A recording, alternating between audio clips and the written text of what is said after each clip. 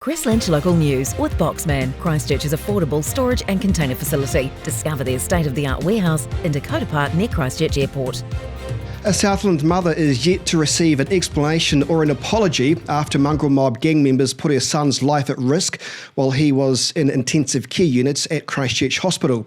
Anne-Marie Thomas is with me now. Nice to see you. Thanks so much for your time. You're welcome. Background, what exactly happened at the hospital for those who are unaware of what happened and when the incident actually took place. So December 15th last year, my son was having, just had finished a massive operation, a 15-hour operation to take his pelvis out as he's got cancer. They nuked it and put it back in.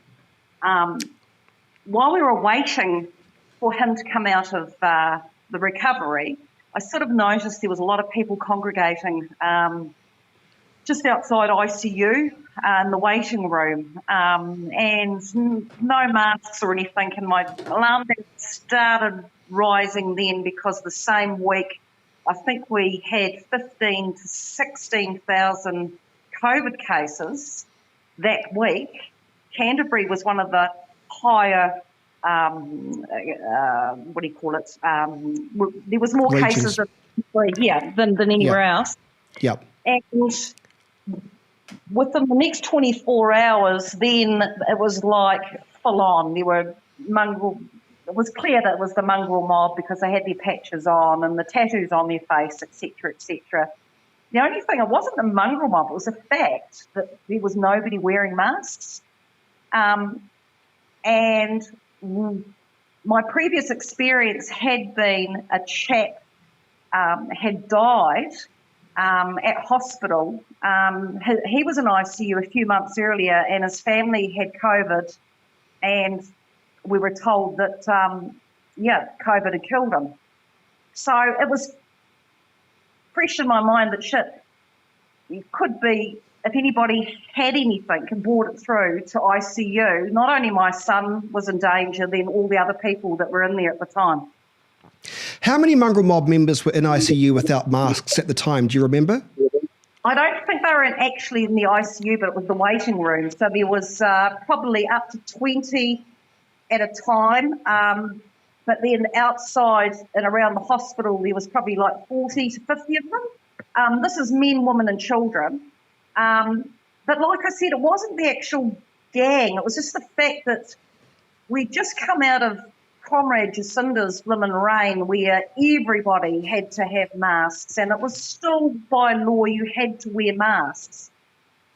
So there's this sense of almost, why are they allowed to do this in such a specialised medical area and almost get away with it?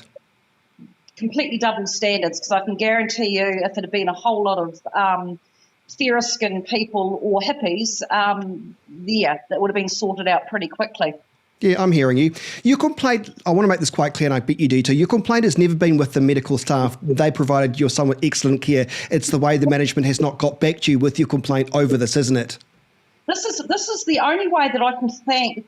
This has got nothing to do with the medical staff. This is my way of, the only way that I can actually thank the staff for what they've done to save my kid. It was only after the gang had finally gone that it came out in the paper that the nurses were saying that they had been abused and some of them were going through trauma counselling. That's what really upset me, to think that people in the hospital system, the nurses, the doctors, are being threatened. And this is not just the gangs, this is every twat that arrives in the emergency department late at night, whether they're on drugs or boozed up. These people are being abused and they are getting away with it. How disappointing is it for you not to get a response from the hospital? Because all you're asking is, I guess, some kind of acknowledgement. Now they're kind of hiding behind the fact that there's another process in place, is what I understand. Well, it doesn't surprise me at all, because it doesn't surprise me at all. I've worked out these clowns. What they do is they'll cover their backs and then they don't reply to you, and then they'll say, go and get a lawyer. They just keep you guessing. They won't reply to you. You can ask them, but they just don't reply. They hide behind the good old Process of Privacy Act. You've made a further complaint. Who to, and what's your motivation for that? You've gone to the Ombudsman, I understand? Yeah, I have. I'm just not going to let them get away with this. My son could have died, and other people in that department could have died with regards to COVID getting in. These were the sickest of the sick people. Yeah. And I feel that none of their lives were worth anything. And if I told my son when we left to go on this shitty experience that I'd have his back, I didn't expect to not only go through the ups and downs of chemo and all that sort of rubbish, but I didn't expect to also have a crack at the police, having to speak to the Mongrel Mob face to face, and hey, they were fine. I didn't have a problem with that. It's amazing what you do as a mother for your child. Now, I didn't expect to have a run-in with the senior management at the hospital. I'm not talking about the staff. I'm talking about the well-educated professionals running the hospital who are more concerned about being able to have on your letters written he, she, it, we, you know what I mean? I do know what you mean. That and how many sentences of Maori they can speak rather than actually looking at helping their staff. The staff are too scared to say anything because they just can't. So I just thought, if this is what I can do for them, I'll do it. In other words, what you're saying is the bureaucracy, that machine, that public relations or HR machine tends to be overwhelmed by what is necessary. That is just saying, hey, you know what, we apologise. They should have been wearing masks. Have a good day. They've gone about it a really weird way. And it's almost like the needs of you have not been met as a mum trying to look after your son who is gravely ill in ICU.